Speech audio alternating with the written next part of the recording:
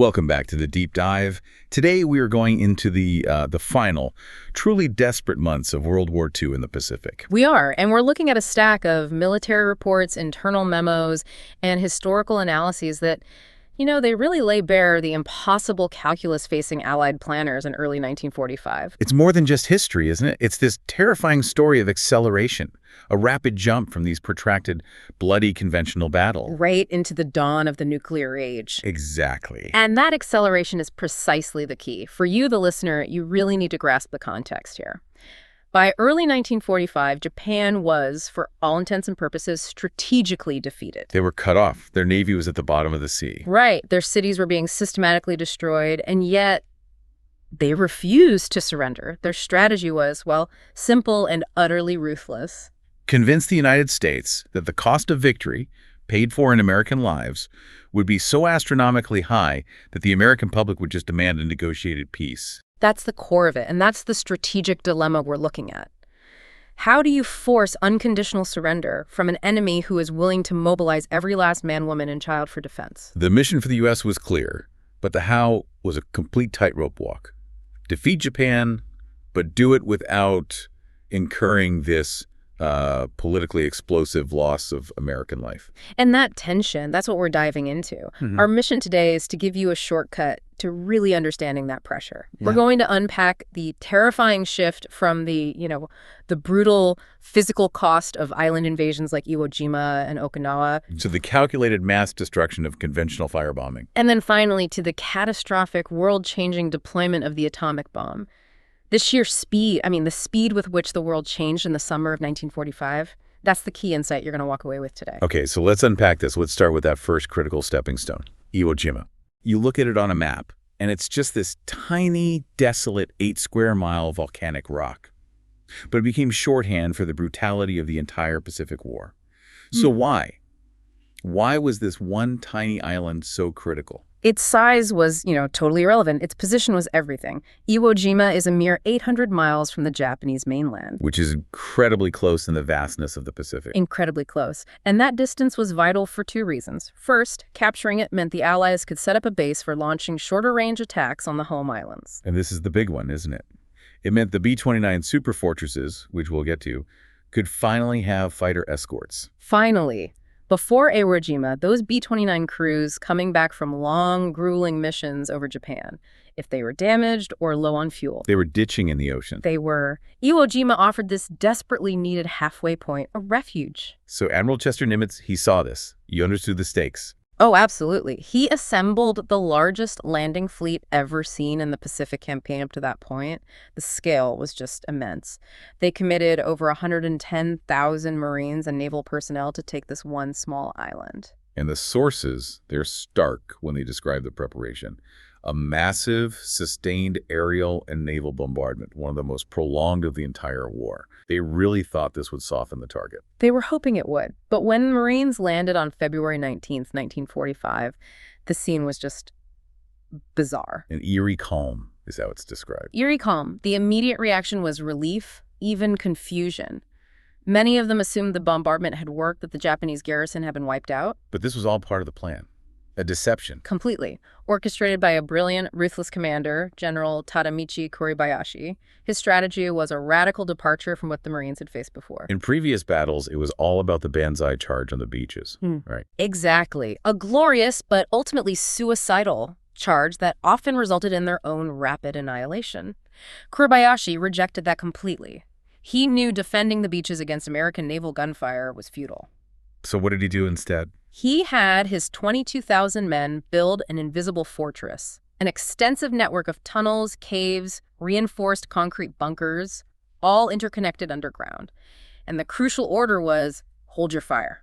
Don't shoot. Not until the Americans were fully committed, packed onto the beaches right under their guns, then and only then would they open up. And that's what turned the beachhead into, as the sources say, carnage. The Marines are struggling in this soft, black, volcanic sand, and suddenly they're hit by a hurricane of fire from positions they just can't see. Positions they couldn't shell. The entire island was prepared for a war of attrition. And the centerpiece of that whole defense was Mount Suribachi. The 550-foot volcano dominating the entire island, the entire beachhead. Every single movement was visible from its slopes. So the Marines had to claw their way up for 3 agonizing days, bunker to bunker, cave to cave. And it was that desperate fight that led to one of the most famous moments of the war. The flag raising. Yeah. We have to be clear, there were actually 2 flags raised that day, February 23rd. That's right. The first one was smaller, raised by a platoon led by First Lieutenant Harold Schreier. And that moment was captured by a photographer, Staff Sergeant Lizzie Lowry. It was. But because the fighting was still so heavy and the flag was so small, the commanders felt the men on the beaches and the ships couldn't see it. They needed a real morale boost. So just 3 hours later, they restaged it. A much larger flag was brought up from one of the landing ships. And the second flag raising, captured by Joe Rosenthal of the Associated Press, that's the one that became the icon. But it's so important to remember that image, that moment of triumph. It happened while the battle was still raging. It was nowhere near over. Nowhere near. Kuribayashi had forbidden Banzai charges, but he enforced a strict non-surrender doctrine. His men were expected to die, but to take as many Americans with them as possible. So the fight just dragged on for 6 weeks, until the end of March. And the numbers for such a tiny piece of land are just staggering. Of the 22,000 Japanese soldiers, only 200 survived. They fought to the last man. Almost literally. And the American losses, they reflected the brutal effectiveness of Kuribayashi's defense. Nearly 7,000 Marines were killed and about 18,000 wounded. Nimitz famously said that on Iwo Jima, uncommon valor was a common virtue. A fitting tribute. But the cost was immense, and yet the island's utility was immediate and vital. Once those airfields were secured, over 2,500 damaged U.S. bombers. B-29s crippled over Japan. Exactly. They made emergency landings there in the late spring and summer. So those were planes and crews that would have otherwise been lost at sea. Undoubtedly saving thousands of lives. It's a bitter irony, isn't it? Thousands of lives lost to take the island, but thousands more saved because they took it. But the big strategic takeaway for the planners in Washington was terrifying. It was. Iwo Jima proved that the Japanese were shifting tactics to maximize American casualties. And the question that dominated every meeting after was, if this tiny island, 800 miles from Japan, cost 7,000 American lives, what would the main islands, defended by millions, cost?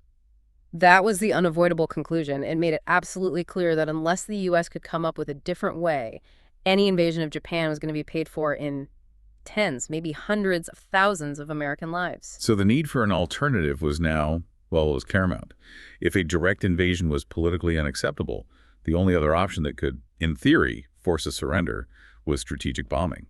The problem with strategic bombing, though, had always been range. For the first few years of the war, Japan was just too far away from most U.S. bombers. We had the Doolittle raid in '42. Yes, but that was a spectacular one-off. A high-risk psychological mission, not a sustainable campaign.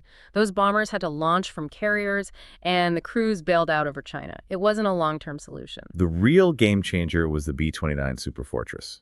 Introduced in early '44, and we have to pause and just appreciate this machine. It was a marvel. A heavy bomber that could carry 20,000 pounds of bombs over 3,250 miles. Suddenly, Japan was within reach. But there's a huge difference between technical capability and practical effectiveness, isn't there? A massive difference, especially in those early raids. In the summer of '44, B-29s started flying from Chengdu in China. The range was so extreme they couldn't take fighter escorts. By making them vulnerable. And they had to fly incredibly high, above 30,000 feet, just for safety from anti-aircraft fire. And this introduced a whole new set of problems the planners hadn't really anticipated. The jet stream. The jet stream. We talk about it all the time now for air travel, but the American High Command hadn't fully factored in these rivers of air flowing at 150, 200 miles per hour. So what did that do to the bombs? It made precise aiming completely impossible. The bombs were just swept away, miles off target. And you can see the failure so clearly in the reports. That raid on the Nakajima Aircraft Factory in Tokyo, November '44. A huge effort, over 100 Superfortresses. And the result? Yeah. Only 48 bombs struck anywhere near the target. It was profoundly inefficient and incredibly frustrating. You have to remember, the B-29 program itself was hugely expensive, maybe more than the entire Manhattan Project at that point. So there was immense pressure for these planes to deliver. Immense! And they just weren't. They had constant engine problems. Kamikaze pilots were adapting to attack them. It was a mess. The whole high-altitude precision bombing strategy was a failure. It was. But then things changed geographically. In July 1944, the U.S. Navy captured the Mariana Islands. Guam, Saipan, Tinian. And that was the crucial shift. It was everything. The Marianas are only 1,500 miles from Japan. That's well within the B-29's optimal range. They could carry heavier bomb loads, and eventually, once Iwo Jima fell, they could have fighter escorts. It allowed for a total rethink of the strategy. And that rethink was led by General Curtis LeMay, the bomber commander in the Marianas. By late 44, he just accepted that the precision approach was a lost cause. He needed a new philosophy. One that maximized destruction. So they started testing. They did. On December 18th, 1944, against the Japanese-occupied city of Hankow in China, they sent 84 B-29s, but with two key changes, they flew much, much lower. Avoiding the jet stream. And they carried mostly incendiary bombs, firebombs, not high explosives. And the result? Indisputable. Hankow was devastated. The low-altitude firebombing was wildly effective. LeMay realized that so much of Japanese industry was decentralized in, small home workshops in densely packed residential areas. Made of wood and paper. Exactly. A firestorm would destroy industry and housing all at once. So he ordered the systematic firebombing of Japan, mimicking the tactics the British had used over Germany. And he chose his moment. The night of March 9th, 1945, Tokyo. The scale of what followed is, well, it's hard to comprehend. Almost 300 B-29s flying at just 5,000 feet. Terrifyingly low. Dropping over 2,000 tons of these newly designed incendiary bombs. The effect was intentional and apocalyptic. The fires merged. They did, creating this massive vortex of heat and flame, a firestorm that pulled air inward so violently it raced faster than people could run. The sources say the glow was visible from 150 miles away. 16 square miles of Tokyo were just obliterated. The death toll was horrific. Over 100,000 citizens killed in a single night. More than the initial deaths at Hiroshima. More. And 1 million people were made homeless instantly. LeMay then hit Nagoya, Osaka, Kobe. It was calculated destruction, designed to break the Japanese will through sheer terror. And this brings us right back to Iwo Jima. It does, because those low-flying B-29s were vulnerable. But once Iwo Jima was secured, the U.S. could finally use its long-range Mustang fighters to escort them. Which let LeMay escalate even further. Now he could coordinate strikes of up to 500 bombers, attacking Japan every other day through the spring and summer. And yet, despite all this catastrophic damage, this appalling death toll, the Japanese leadership showed no public sign of cracking. They took the punishment and refused to surrender. And this led American planners to one terrifying conclusion. Bombing alone, even firebombing, would never defeat Japan. An invasion was looking more inevitable than ever. So the bombing campaign failed to deliver that knockout blow. The next logical step, following Iwo Jima, is the invasion of Okinawa. Right on Japan's doorstep, only 350 miles away. This was it. This was the battle that would confirm every single worst fear the U.S. planners had about invading the main island. It was the dress rehearsal for the main event. And the Japanese knew it. The island was defended by over 120,000 hardened troops. Their commander, General Mitsuru Ishijima, was explicit. His mission wasn't to hold the island, it was to make Okinawa an American graveyard. Inflict so many casualties that the U.S. public would sue for peace. That was the entire strategy. Admiral Nimitz, learning his lesson, assembled a massive armada, the largest fleet in the history of the Pacific War. 40 aircraft carriers, 18 battleships. The bombardment started on March 23rd and lasted a full week. And again, that initial landing on April 1st, it was deceptively easy. Deceptively. 60,000 men ashore by nightfall with almost no opposition. Because Ishijima had just scaled up the Iwo Jima strategy. Exactly. Defense in depth on a massive scale. The Marines went north and met predictable resistance, but the Army units pushed south and ran straight into the main Japanese defensive lines, a savage network of prepared positions. And the tactic was the same. Hold the line, inflict maximum casualties, then withdraw to the next fortified position. Forcing the U.S. to fight for every single yard. It was the carnage of Iwo Jima, just repeated across a much larger island. And while this is happening on the ground, the Japanese launched this massive attack on the invasion fleet itself. The Kamikaze, deployed in force. On April 7th, over 700 Japanese aircraft, half of them dedicated suicide planes, attacked the fleet. The damage was immense. 2 U.S. destroyers sunk, 24 other ships damaged. But U.S. naval fighter cover was fierce, and the Japanese lost over 300 planes, a loss they just couldn't sustain. And this desperation leads to new weapons, like the Orca, or Cherry Blossom. A rocket-powered suicide missile. A 2,650-pound warhead, guided by a pilot, launched from a bomber, designed to pierce the decks of aircraft carriers. Deadly in theory. And it did sink a destroyer.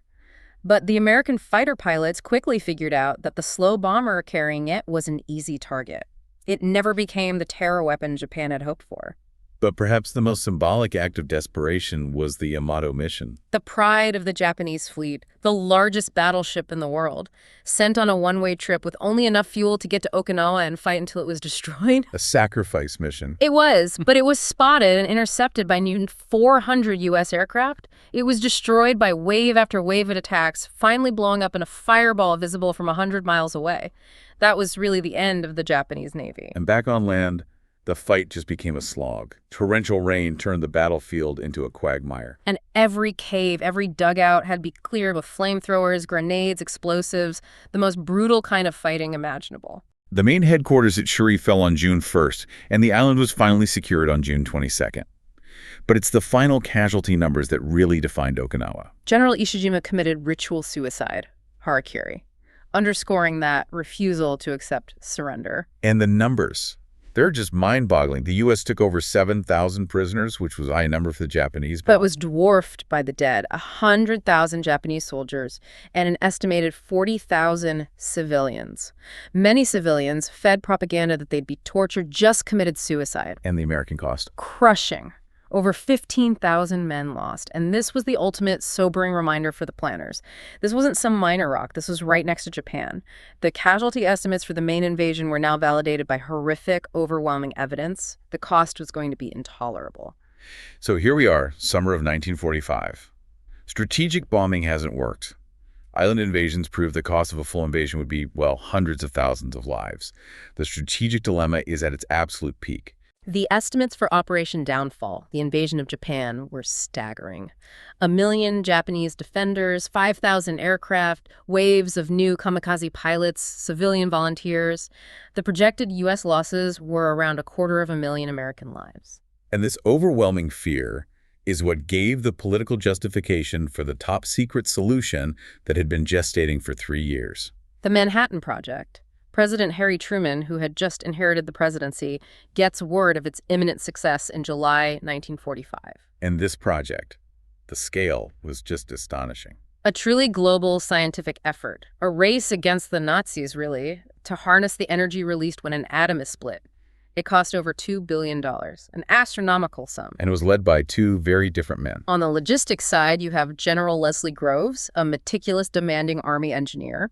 And on the science side, you have J. Robert Oppenheimer, a brilliant but untested 39-year-old physicist. And their headquarters was at Los Alamos, New Mexico. Bringing together the world's best scientific minds in total secrecy. The whole challenge was just getting the fissile material you needed for a bomb. They focused on 2 fuels. First, uranium-235.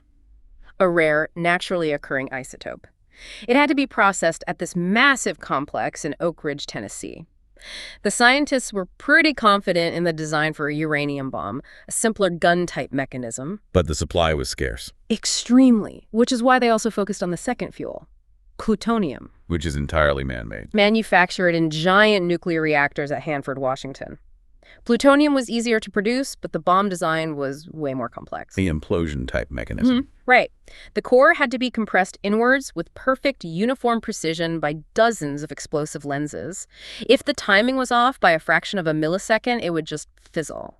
And because it had never been tried, a test was absolutely essential. And this leads to Operation Trinity. Early July 1945, the plutonium device, the gadget, is ready for its trial run in the New Mexico desert.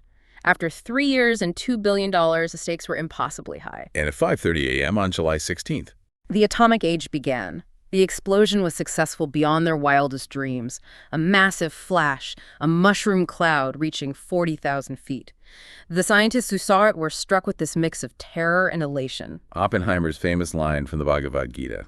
Now I am become death, the destroyer of worlds. The news is flashed immediately to President Truman, who is at the Potsdam Conference with Stalin and Churchill. And it changes everything. Truman, now holding the ultimate trump card, feels politically emboldened.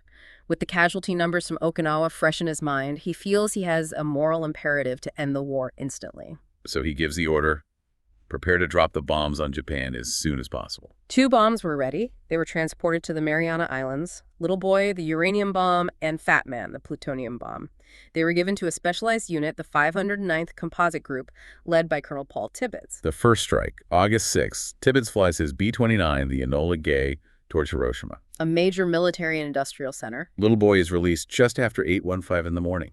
The power was equivalent to nearly 13,000 tons of TNT. Beneath the fireball, the temperature hit 5,000 degrees Celsius instantly. Thousands of people near the center were just vaporized. And the shockwaves leveled buildings for miles. The initial death toll estimates vary, but they were catastrophic. Somewhere between 40,000 and 100,000 people dead almost instantly. And thousands more would die over the coming weeks from burns and radiation poisoning, something the world had never really seen before. And when the Japanese government doesn't immediately surrender, Truman issues that chilling warning on August 7th. Expect a rain of ruin from the air, the like of which has never been seen. And just 2 days later, August 9th, the second bomb, Fat Man, is dropped on Nagasaki, a major military port. This one was even more powerful than Little Boy. It was, though, because of the geography and it falling slightly off target, the destruction was a bit more contained. But still, horrific. Another 35,000 to 50,000 people killed. So the deployment of 2 of these weapons confirmed Japan was facing an unimaginable new force. But the question remained. The one Secretary of State James Burns posed. Would even this be enough to overcome their fanatical refusal to surrender? He warned them. There is still time, but little time for the Japanese to save themselves. So the Japanese war cabinet is under this immense existential pressure. But they get hit by a second, equally massive shock on the very same day as the Nagasaki bomb. A shock that arguably played just as critical a role in forcing that final surrender. The Soviet entry into the war. Early morning, August 9th. 1.5 million Soviet troops storm across the border into Manchuria and northern China. Fulfilling a promise Stalin had made to the Allies. A promise, yes, but Stalin's motivation was also about seizing territory. Manchuria, Korea, the Kuril Islands. He wanted to ensure the Soviet Union had a major say in the final peace settlement in the Far East. And the sources describe the Red Army's attack as a blitzkrieg. Just unstoppable. It was. Japan's once mighty Kwantum army was crushed immediately. Suddenly, their entire position in Asia was completely untenable. They were being annihilated from the sky by this terrifying new weapon, and now overrun on the ground by a massive land army. So the combination of these two events finally forces the issue in Tokyo. That evening, Emperor Hirohito meets with his 6 top leaders. The war cabinet is dangerously divided. 3 of them, led by the Prime Minister, Baron Suzuki, argue that continuing the war is impossible. But the other 3, the hardliners, refuse. They insist on fighting, bleed the Americans on the beaches of the home islands to get a better peace deal. It was a complete, paralyzing deadlock. And this is where the emperor steps in. In an act that was virtually unheard of, the Prime Minister asks the emperor to break the tie, and Hirohito, whose word was considered divine, voted for peace. But with one crucial condition. That his position as head of state, the embodiment of the Japanese nation, must be maintained. This conditional offer is sent to the U.S., but the response from Secretary Burns is blunt. Unconditional surrender, that was still the demand. And while the Japanese cabinet is arguing over what unconditional really means, the U.S. keeps up the pressure. Massive conventional air raids continued. The Soviet forces kept advancing. The message was clear. We have thousands of bombers, even if we've run out of atomic bombs. The final breakthrough comes on August 14th. The Truman administration sends a reply with a subtle but vital concession. The emperor's position would be safeguarded, provided he accepted the orders of the Supreme Commander of Allied Forces. That compromise, letting the emperor keep his ceremonial role, was just enough. Hirohito instructs his cabinet to endure the unendurable and accept the terms. That same day, August 14th, the news is released. Massive celebrations in the U.S. and Britain, VJ Day. The next morning, August 15th, is this historic moment for the Japanese people. For the very first time, they hear the voice of their God Emperor on the radio. He tells them the war is over, that the country must surrender. And his prestige was the key that made sure almost every military unit obeyed. But the fighting didn't stop everywhere, did it? No. The Soviet forces, despite the ceasefire, fought on for another week in Manchuria, grabbing as much territory as they could. By the time Stalin stopped them, they'd taken all of Manchuria, the northern half of Korea, and parts of northern China. Setting the stage for the Cold War in Asia. Absolutely. And in the Pacific, some isolated Japanese garrisons, completely cut off, would remain hidden in the jungle for more than 30 years, convinced the war was still going. The formal end finally came on September 2nd, 1945. On the deck of the USS Missouri in Tokyo Bay, Japanese Foreign Minister Mamoru Shigemitsu signed the document of unconditional surrender, countersigned by U.S. General Douglas MacArthur. And MacArthur then becomes the effective ruler of Japan for the next 6 years. He does. And that moment of surrender was punctuated by a roaring flyover of 2,000 Allied aircraft, a final, overwhelming demonstration of the power that had finally crushed Japan's ruthless desire to wage war. And with that, World War II was over. It was. But the world was fundamentally different. The war had ended, but the very weapon that ended it immediately divided the world along new ideological lines, starting a new struggle under the specter of nuclear war. So this deep dive has really walked us through that unavoidable, terrifying calculus of 1945. Let's just quickly recap those connections for you, the listener. The failure of high-altitude strategic bombing led directly to the brutal necessity of the island invasions. And Iwo Jima and Okinawa, in turn, produced these horrific casualty figures. 7,000 dead on Iwo Jima, 15,000 on Okinawa. Which then provided the painful, undeniable justification for President Truman to use this new, terrible weapon. What's really startling is just the speed of it all. The world moved from the protracted, bloody fighting on Okinawa, which took 6 weeks to secure, to the deployment of the ultimate weapon, which led to the surrender just 6 weeks later. We went from a conflict of flamethrowers and bayonets to a world defined by the splitting of the atom in the blink of an eye. That terrifying acceleration of strategic thought is the real legacy of that summer. We've talked about the ultimate cost of stopping Japan's war machine. But this leaves us with one final provocative thought for you to think about. Think about that tactical difference. What really stands out to you about the contrast between the 6 weeks of conventional fighting it took to secure a tiny island like Iwo Jima, and the mere 3 days between the first and second atomic bombs that secured the final global peace? How did the world process the fact that strategic planning moved from measuring human attrition to calculating the power of nuclear fission in a matter of weeks?